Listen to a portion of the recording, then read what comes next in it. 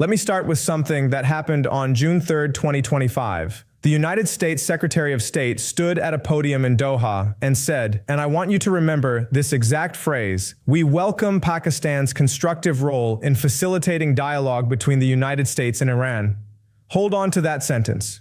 Write it down if you have to, because by the end of this video, it will mean something completely different from what you think it means right now. Now, 3 days later, on June 6th, Pakistan's foreign ministry confirmed that Islamabad had hosted a second round of back-channel talks between Iranian and American negotiators. This time focused on what both sides called regional de-escalation and nuclear transparency.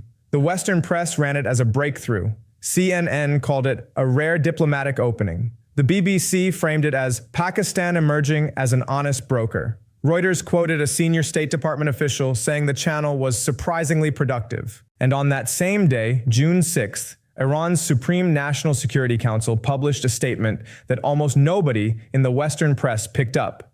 It was 6 paragraphs long, released only in Farsi, and the critical line was this: the Islamic Republic has demonstrated, through sustained engagement, that the architecture of negotiation itself can serve the interests of strategic patience. Hold on to that line too. Because what Iran just told you, in public, in its own language, is that the negotiation is the product, the process is the weapon, and America walked into it. Today, I want to spend the next 27 minutes showing you why the Pakistan mediation channel is not a diplomatic breakthrough. It is a case study in why America's assumptions about negotiation, leverage, and time were always going to fail against an adversary that has spent 46 years mastering the art of turning Western process addiction into strategic cover. And the framework I want to use to show you this is something I call the mediation trap doctrine, which has a very specific structure that Iran has now executed step by step, using Pakistan as the enabler. Let me reframe the question first, because right now the entire Western foreign policy conversation is asking the wrong one. The question Washington is asking is this mediation channel producing results? That sounds reasonable. It sounds like the responsible, adult, diplomatic question. And it is the wrong question. It is the wrong question because it assumes that the purpose of the mediation channel is to produce results. It assumes that Iran entered this process to reach an agreement. It assumes that Pakistan is a neutral facilitator rather than a structural participant with its own incentive architecture. And it assumes that the passage of time during negotiations is cost-free for the United States. Every single one of those assumptions is wrong, and they are not wrong by accident. They are wrong because the American foreign policy establishment has a deeply embedded cognitive bias that I want to name explicitly. The bias is this: Washington believes that when an adversary agrees to talk, it means the adversary wants to make a deal. This is a projection. It is a projection of American negotiating culture, where you come to the table because you want a transaction, onto an actor whose strategic tradition treats negotiation as a theater of operations, not a path to settlement. The right question, the one almost no one in the Western press or policy community is asking, is this: what is Iran gaining by the mere existence of this channel, independent of any outcome it produces? When you ask that question, everything changes. Now let me define the framework. What I am calling the mediation trap doctrine is not something Iran invented from nothing. It has historical antecedents that are remarkably clear once you see the pattern. The doctrine works in 5 stages, and I want to walk you through each one, because Iran has now completed at least 4 of them using the Pakistan channel. Stage 1 is broker selection. The mediating party must be a country that the Western power views as an ally, or at least a partner, but that simultaneously has deep structural ties to the adversary. This is critical. If Iran had proposed direct talks, Washington would have demanded preconditions. If Iran had proposed mediation through Russia or China, Washington would have refused on credibility grounds. But Pakistan occupies a unique position. Pakistan is a nuclear-armed state with a decades-long security relationship with the United States. It receives American military aid. It cooperates on counterterrorism. Washington sees Pakistan as being inside its orbit, even if loosely. But Pakistan also shares a 959-kilometer border with Iran. It has deep energy dependencies, pipeline negotiations going back 20 years, significant Shia population dynamics, Balochistan security entanglements, and a military and intelligence establishment that has maintained operational communication with Tehran through every phase of US-Iran hostility. Pakistan is not neutral. Pakistan is structurally dual-aligned, and that is exactly what makes it useful to Iran and dangerous to America. Because Washington looks at Pakistan and sees a partner facilitating dialogue. Tehran looks at Pakistan and sees a country that cannot afford to let the channel collapse, because Islamabad's own bilateral interests with Iran depend on being seen as indispensable to both sides. Stage 2 is process legitimation. Once the channel exists, Iran's next objective is to make the process itself appear valuable to Washington, not the outcome, the process. And this is where you need to understand something about American bureaucratic incentives. The State Department, the National Security Council, the Diplomatic Press Corps, they all have a structural incentive to describe any ongoing negotiation as productive or promising, because the alternative is admitting that they have no diplomatic strategy at all. So what happens? Iran sends professional negotiators who say reasonable things in private. Pakistan reports back to Washington that the Iranians were engaged and substantive. The State Department tells Congress that a diplomatic channel exists. Members of Congress who oppose military escalation point to the channel as evidence that diplomacy is working. And now, no one in Washington can shut the channel down without paying a domestic political cost. The channel has been legitimized, not because it has produced anything, but because its existence serves everyone's bureaucratic interest. Everyone, that is, except the people asking whether it actually constrains Iranian behavior. Stage 3 is time conversion. This is the most important stage, and it is the one that these two narratives, the American narrative of productive diplomacy and the Iranian narrative of strategic patience, cannot both describe honestly. Here is the problem. Every month that the mediation channel continues, Iran gains time. And time, in this context, is not neutral. Time is a resource that converts into at least 4 concrete strategic assets. First, enrichment continuity. While talks proceed, the political cost of escalating pressure on Iran's nuclear program increases, because escalation would be seen as undermining the diplomatic channel. Iran's centrifuges do not stop spinning because a back channel exists in Islamabad. Second, sanctions fatigue. The longer a diplomatic process continues, the harder it becomes for the United States to build multilateral support for tightening sanctions, because partner nations point to the talks and say, give diplomacy a chance. Third, regional consolidation. Every month of diplomatic cover is a month in which Iran continues to deepen its operational integration with proxy networks, its defense cooperation with Russia, its economic corridors with China, and its energy infrastructure with Pakistan itself. Fourth, American political fragmentation. The longer the channel exists without a crisis, the more Washington's internal debate fractures between hawks who want to escalate and process defenders who argue that the channel must be preserved. Iran does not need to resolve this debate. It needs to perpetuate it. Hold on to that concept because it is the key to everything that follows. Iran is not trying to win the negotiation. Iran is trying to extend the negotiation. The negotiation is the victory condition. Stage 4 is expectation entrapment. This is what happened in the first week of June and what almost every Western analyst misread. When Pakistan hosted that second round, Iran did something very deliberate. It made what appeared to be a concession. Reports suggest that Iranian negotiators indicated a willingness to discuss enhanced IAEA monitoring at specific declared sites, contingent on what they called corresponding measures from the American side. Now in Washington, this was received as a positive signal. It was briefed to journalists as evidence of Iranian flexibility, and it created an expectation. Once an expectation of progress exists, the cost of walking away from the table doubles. Because now, if America leaves the channel, it is not just abandoning a process. It is abandoning a process where the other side appeared to be making concessions. The domestic and international narrative becomes, America sabotaged a deal. Iran knows this. Iran has done this before. This is the exact same pattern Tehran executed during the 2013 to 2015 JCPOA negotiations, where provisional agreements and interim frameworks extended the timeline by over 2 years while Iran continued to advance its strategic position. The only difference now is that Pakistan, rather than Oman or the EU, is providing the venue.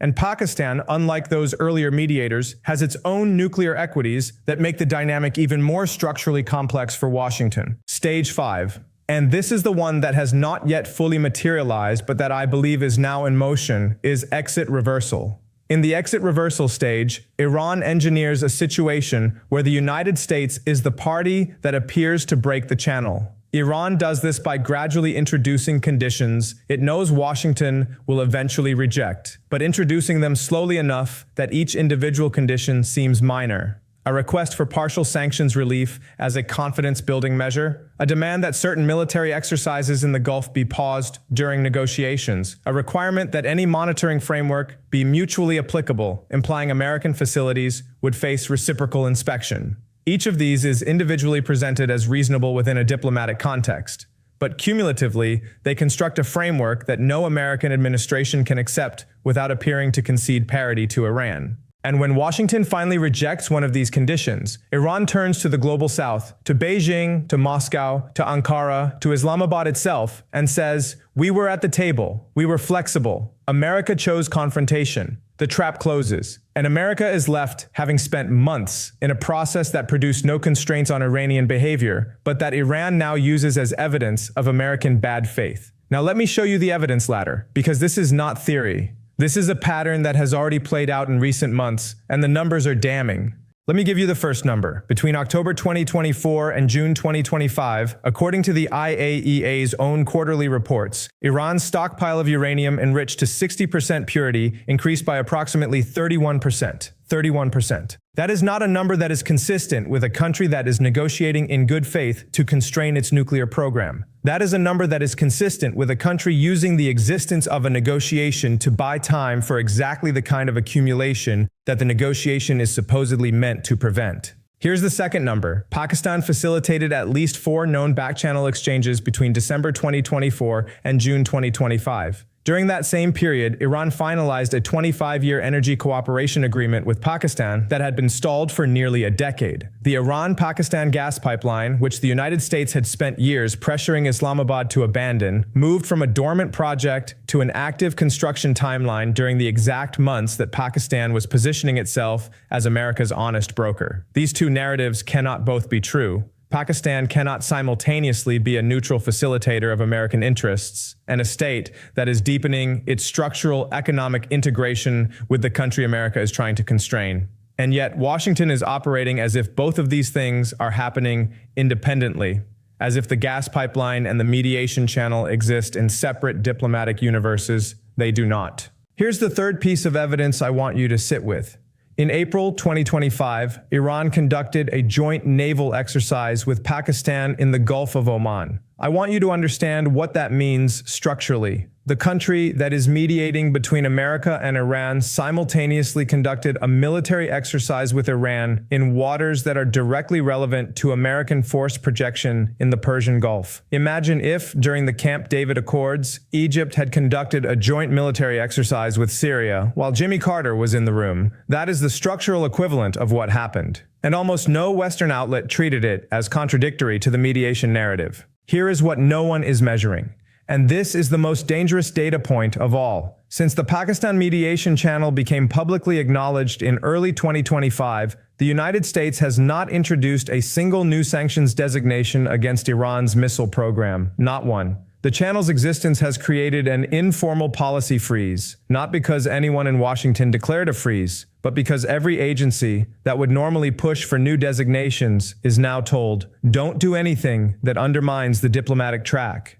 The process is generating its own constraints on American behavior while generating zero constraints on Iranian behavior. That is not a negotiation. That is a one-directional strategic instrument dressed up in the language of diplomacy. Now let me take you to the second-order implications, because the Pakistan mediation trap does not just affect the US-Iran bilateral relationship. It restructures 3 larger systems simultaneously. The first system it restructures is the Gulf security architecture. Saudi Arabia and the UAE have spent the last 2 years hedging between Washington and Beijing. They have watched the Pakistan channel and drawn a very specific conclusion. The United States will prioritize the appearance of diplomatic process over the enforcement of strategic red lines. That conclusion accelerates their diversification away from American security dependence. Every month, the Pakistan channel continues without producing constraints on Iranian behavior. Riyadh's calculation shifts further toward autonomous hedging, and Iran knows this. The channel is not just buying Iran time against America. It is eroding America's alliance credibility in the one region where that credibility is existentially load-bearing.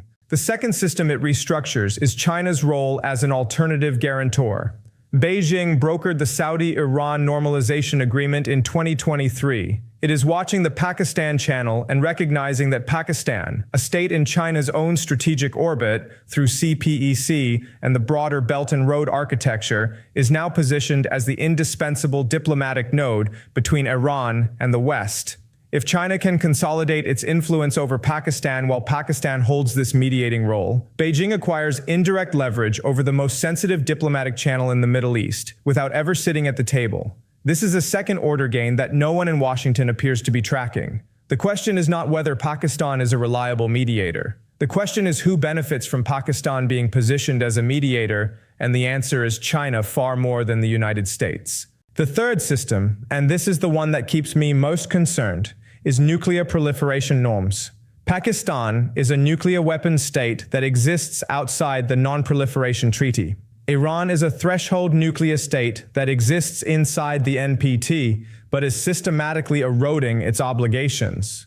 When these two states jointly manage a diplomatic channel about nuclear constraints, and when the mediating state has its own history of nuclear proliferation, including the Xueqin network, the structural message to every aspiring nuclear state in the world is unmistakable. The message is, nuclear capability does not isolate you. It positions you as indispensable. Pakistan's nuclear status is not an obstacle to its mediating role, it is the precondition for it. And Iran is watching that lesson very carefully. Let me give you your watch list, because if this framework is correct, there are 5 specific indicators you should be tracking over the next 60 to 90 days. Number 1, watch for Iran to propose a framework agreement or statement of principles through the Pakistan channel. This will not be a binding agreement. It will be a document vague enough to mean different things to different audiences. But its purpose will be to make the channel appear to have produced a tangible output, which makes it politically impossible for Washington to exit without being blamed for abandoning a framework that almost worked.